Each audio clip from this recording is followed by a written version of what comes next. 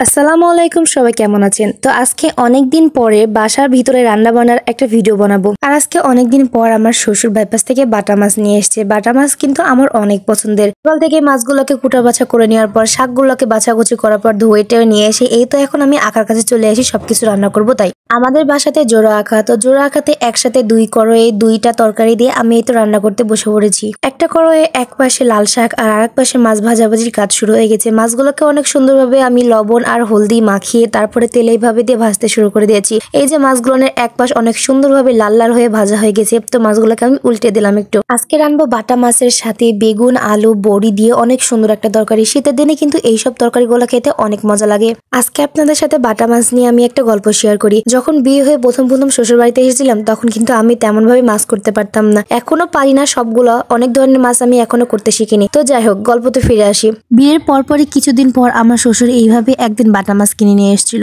তো আমি তো সেভাবে বাটা মাছ করতে পারতাম না, তাই আমার শাশুড়ি একটা মাছ কুটে আমাকে দেখিয়ে দিয়েছিল। তো তারপরে আমি মাছগুলোকে অনেক সুন্দর করে কুটে বেছে নিয়ে এইভাবে ভাজাভুজি করে রান্না করেছিলাম। কিন্তু মাছ তো কুটেছিলাম সেইভাবে, মাছ কেটে মাছের পেটের ভিতরকার লাড়ি ভুড়ি বের করেছিলাম না। তারপরে তো রান্না করার পরে খাওয়া দাওয়ার সময় সবাই দেখে যে মাছের পেট ভর্তি লাড়ি ভুড়ি। তারপরে তো আমার এই মাছ কোটার বিষয়টা নিয়ে সবাই আমার পরে খুব হাসাহাসি করে। সবাই এখনো অনেক ভাবে বলে যে মাছ তো ভালোভাবে কুটেছে, তো মাছ পেটের লাড়ি ভুড়ি গুলা বের করেছে। তো এই তো আপনাদের সাথে আমার সেই ছোট্টবেলার গল্পটা শেয়ার করতে করতে আমার মাছ ভাজা বড়ি ভাজা প্রায় শেষ, আর আমার লাল শাকগুলো প্রায় হয়ে গেছে। তো লাল শাকগুলোকে আমি এখন ঢেলে তেলে দেবো, আর তাই জন্য পেঁয়াজ আর রসুন থেতা করে এইভাবে তেলে লাড়ানাড়া করে আমি লাল করে নিব। পেঁয়াজ কুচি আর রসুন থেতাগুলো তেলের পরে এইভাবে লাড়ানাড়া করার পর যখন লাল হয়ে যাবে লাল শাকগুলো তারপরে ঢেলে দিয়ে অনেক সুন্দর করে লাড়ানাড়ি করবো। আর তা তো আমার হয়ে গেছে। এখন বড় কড়াই এইভাবে কিছুটা পেঁয়াজ কুচি দিয়ে নাড়ানাড়া করছি, এটা আমি তরকারির মধ্যে দিব। তাই জন্য এই তো আমার তরকারিতে দেওয়ার জন্য পেঁয়াজগুলো অনেক সুন্দর করে লাল লাল হয়ে গেছে। তো তার ভিতরে আমি এখন মশলা আর মরিচের গুঁড়া হলুদ গুঁড়া আর লবণ দিয়ে এইভাবে কিছুক্ষণ লাড়াচাড়া করব। আর এই তো আমার লাল শাক রান্না শেষ, অনেক সুন্দর হয়েছে কালারটা। আর এইদিকে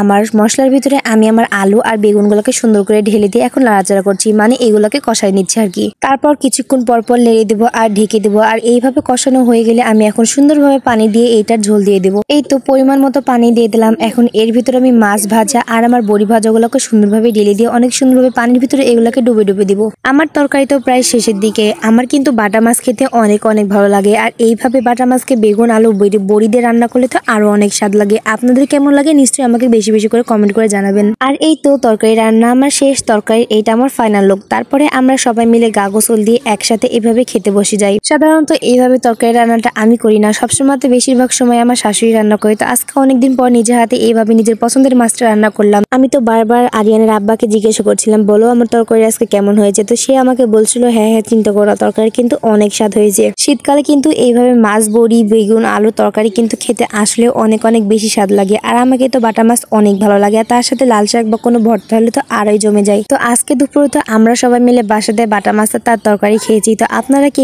কি রান্না করেছেন খেয়েছেন আমাদের সাথে নিশ্চয়ই কমেন্টে শেয়ার করবেন। তো আজকের জন্য এখানে শেষ করছি। সবাই খুব ভালো থাকবেন, সুস্থ থাকবেন। আল্লাহ হাফেজ।